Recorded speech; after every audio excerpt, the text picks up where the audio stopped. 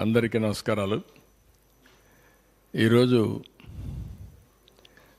నీతి ఆయోగ్ ఇది government of ఇండియాలో ఒక పాలసీ డెసిషన్ బాడీ. ప్రధానమంత్రి అధ్యక్షులైతే వైస్ చైర్మన్గా నీతి ఆయోగ్ హెడ్ పనిచేస్తారు. వీళ్ళు ఫిజికల్ హెల్త్, మనమందరం హాస్పిటల్కి పోతే మన ఆరోగ్యాన్ని చెక్ చేసుకుంటాం. Overall checkup. ఆ ఓవరాల్ చెకప్ చేసుకున్నప్పుడు మీ ఆరోగ్యం ఎక్కడుంది ఏంటి కనుక్కొని అక్కడి నుంచి ఎలాంటి సమస్యలు ఉంటే ఆ సమస్యలు పరిష్కారం చేసుకోవడానికి ప్రయత్నం చేస్తాం. ఎప్పటికప్పుడు మన ఆరోగ్య కండిషన్స్ బెటర్గా చేసుకుంటే ఫర్దర్గా ఆరోగ్యం డిట్రియేట్ కాదు. అదే సమయంలో మనం 4 రోజులు ఎక్కువ బతికే పరిస్థితికి వస్తాం. అదే కానీ మన ఆరోగ్యం సరి అయిన సమయంలో చెక్ చేసుకోకపోతే ఎక్కడికక్కడ డిట్రియేషన్ ప్రారంభమవుతుంది. ఒక ప్రాబ్లం కాంప్లికేట్ అవుతుంది. అక్కడి నుంచి అన్ని సమస్యలు వస్తాయి. అదే మరిగా ఆర్థిక పరిస్థితి కూడా చూస్తే ఫిజికల్ హెల్త్ ఇండెక్స్ ఇది రాష్ట్ర ఆదాయ పరిస్థితి, రాష్ట్రానికి వచ్చే వనరులు ఏవైతే ఉన్నాయో ఫైనాన్షియల్గా దాని హెల్త్ గురించి వీళ్ళు అసెస్ చేశారు. చాలా మంచి పని చేశారు. ఫస్ట్ టైం ఇది చేయాల్సిన అవసరం ఉంది. ఎప్పటికప్పుడు 30 ఏళ్ళైంది మనకు ఆర్థిక సంస్కరణలు వచ్చి. 94, 95 ఆ సమయంలో టెక్నాలజీ కూడా వచ్చింది. ఎవరైనా రాజకీయ నాయకులు, పాలసీ మేకర్స్గా ఉండేవాళ్ళు కానీ జాగ్రత్తగా పనిచేస్తే రాష్ట్ర అభివృద్ధి కోసరం, దేశ అభివృద్ధి కోసరం, ఆ దేశంలో సమస్యలు పరిష్కారం చేయడమే కాకుండా ప్రజల యొక్క భవిష్యత్తు బంగారు భవిష్యత్తు అవుతుంది. నాయకుల యొక్క అసమర్థత కానీ, అవినీతి కానీ, తెలియనితనం కానీ ఇవన్నీ చేసి ఆ రాష్ట్రాన్ని, ఆ దేశాన్ని నాశనం చేస్తే ప్రజల భవిష్యత్తు కూడా అధోగతి అవుతుంది. ఇక్కడ అదే మీకు చూపిస్తున్నాను. కాబట్టి ప్రజలందరూ అర్థం చేసుకోవాల్సిన అవసరం ఉంది. సింపుల్గా మీరు క్యాలిక్యులేట్ చేసుకోండి. మీ ఆరోగ్య పరిస్థితి క్షీణించినప్పుడు మీరు ఏ విధంగా సఫర్ అవుతారో మీరు పని చేయలేరు. ఆరోగ్య ఖర్చులు పెరుగుతాయి. ఇంట్లో వాళ్ళకు భారం అవుతారు. అక్కడి నుంచి మీ ఇంటి ఆర్థిక పరిస్థితి, మీ ఇంటి ఆనందం కూడా క్షీణించిపోయే పరిస్థితికి వస్తుంది.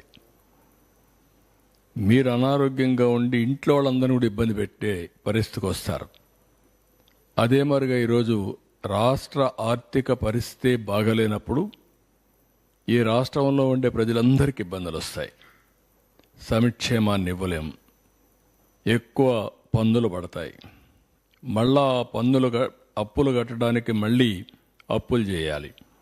ఈ అప్పులు చేసిన తర్వాత అభివృద్ధికి డబ్బులు ఉండవు. డబ్బులు లేకపోతే ఇది ఒక విషియస్ సైకిల్. ఈ సైకిల్లో పడిన తర్వాత బయట రావడం చాలా కష్టం.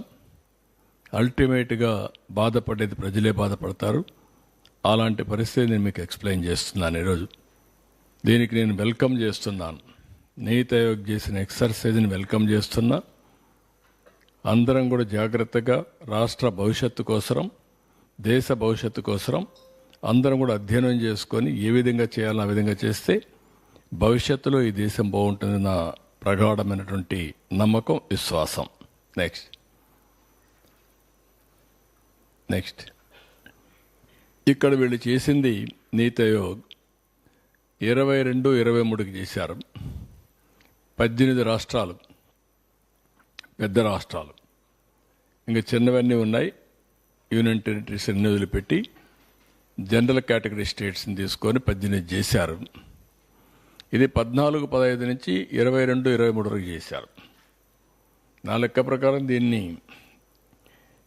ఆర్థిక సంస్కరణలు వచ్చినప్పుడు చేస్తే ఇంకా బాగుంటుంది.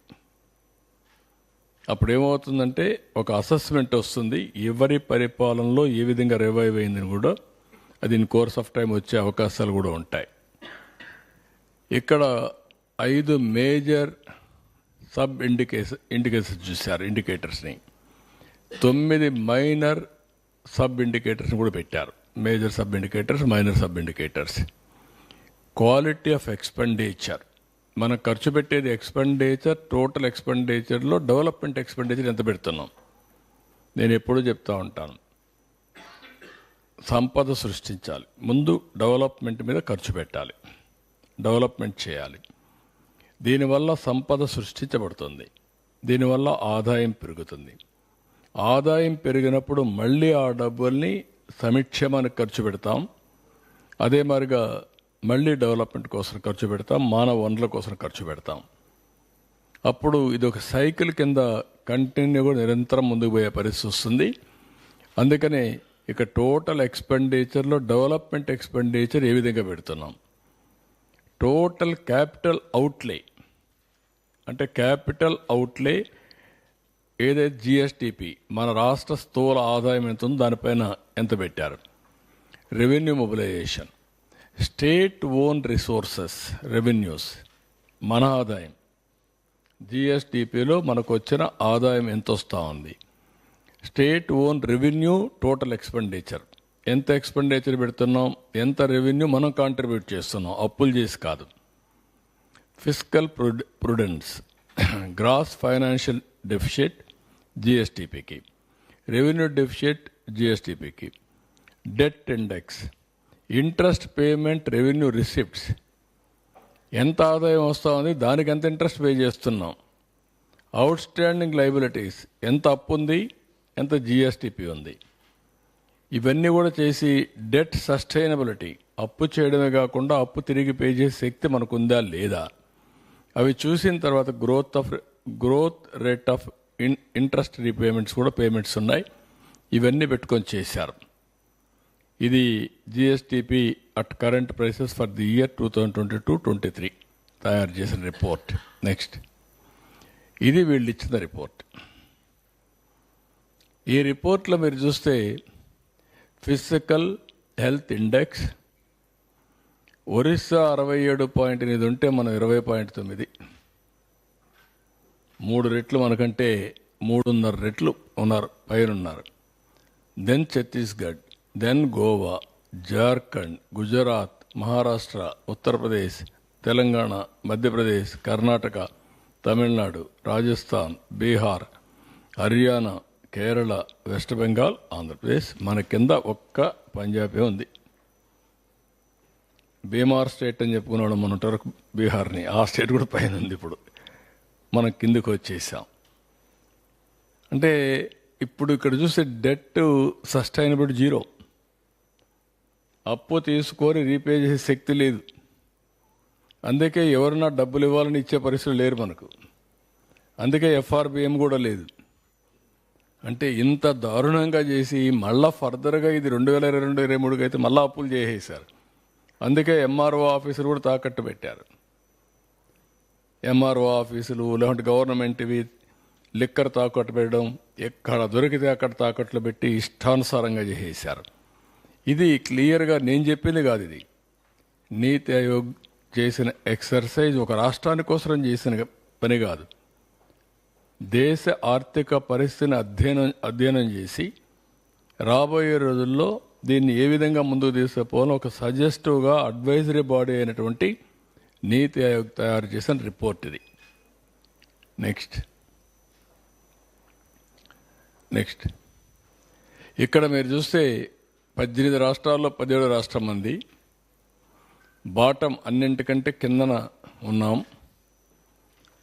ఫిస్కల్ డెఫిసిట్స్ చాలా ఎక్కువగా ఉన్నాయి. డెవలప్మెంట్ ఎక్స్పెండిచర్ 10% కూడా క్యాపిటల్ ఎక్స్పెండిచర్లో పెట్టలేదు. ఇది సినారియో. దెన్ నెక్స్ట్, ఇక్కడ మీరు చూసినప్పుడు 18-19 క్యాపిటల్ ఎక్స్పెండిచర్ బాగా తగ్గిపోయింది. Social services and economic services సెక్టర్లో 84.3%, 60.1% రెస్పెక్టివ్లీ అనే క్యూములేటివ్ బేసిస్లో ఉండాలి. 18లో ఉంది. అలాంటిది ఇక్కడికి వస్తే పూర్తిగా 18 84.3% తగ్గిపోయింది. దిస్ సోషల్ సర్వీసెస్లో. ఎకనామిక్ సర్వీస్లో 60.1% తగ్గిపోయింది. ఇక్కడికి వచ్చినప్పుడు ఇన్ ఫిగర్స్లో చూస్తే సోషల్ సర్వీసెస్ 2,369 కోట్లు, ఇది 360 కోట్లు. ఎకనామిక్ సర్వీసెస్ 16,691, 6,684, మొత్తం 19,061 పెడితే 7,044. ఇది కూడా ఆ రోజు బడ్జెట్. 14-19 లో బడ్జెట్. 19-24 ఎక్కువ బారోయింగ్స్, ఆదాయం పెరగడం, బడ్జెట్ ఫిగర్స్ పెరగడం అన్నీ వస్తుంది. దాంట్లో కూడా తగ్గి పెట్టారు. ఇక డెవలప్మెంట్ ఎక్స్పెండిచర్ అంటే social and economic services. Economic సర్వీస్లో agriculture, irrigation, industries, energy, transport, rural development ఇవన్నీ వస్తాయి. సోషల్ సర్వీస్లో social security, social security, welfare, education, health care ఇవన్నీ వస్తాయి. అంటే అందులో కూడా క్యాపిటల్ ఎక్స్పెండిచర్ పెడతాం. హెల్త్లో హాస్పిటల్స్ కడతాం, ఎడ్యుకేషన్లో స్కూల్ బిల్డింగ్స్ కడతాం, వెల్ఫేర్లో వచ్చే కొందికి సోషల్ వెల్ఫేర్ హాస్టల్స్ కడతాం. ఇలాంటి వేరియస్ దాంట్లో కూడా ఎక్స్పెండిచర్ పెట్టలేదు. నేను ఎంతో పని గిరిజనులు పెట్టాను, ఎస్సీలకు పెట్టాను అని మాట్లాడే ప్రభుత్వం ఏ మాత్రం కూడా ఒక్క రూపాయి కూడా పెట్టకుండా వచ్చిన డబ్బుల్ని ఏం చేశారో దిక్కు తెలియకుండా ఖర్చు పెట్టి మొత్తం విధ్వంసం చేసే పరిస్థితికి వచ్చారు. ఆ విషయం నేను పదే పదే చెప్పాను. ఇప్పుడు అదే విషయమే నీతి ఆయోగ్ కూడా కన్ఫర్మ్ చేశారు. నెక్స్ట్ ఇక్కడ మీరు చూస్తే share of capital expenditure to total expenditure and borrowings. ఇది మనం చూసినప్పుడు మొత్తం budget estimates under capital expenditure చూస్తే 3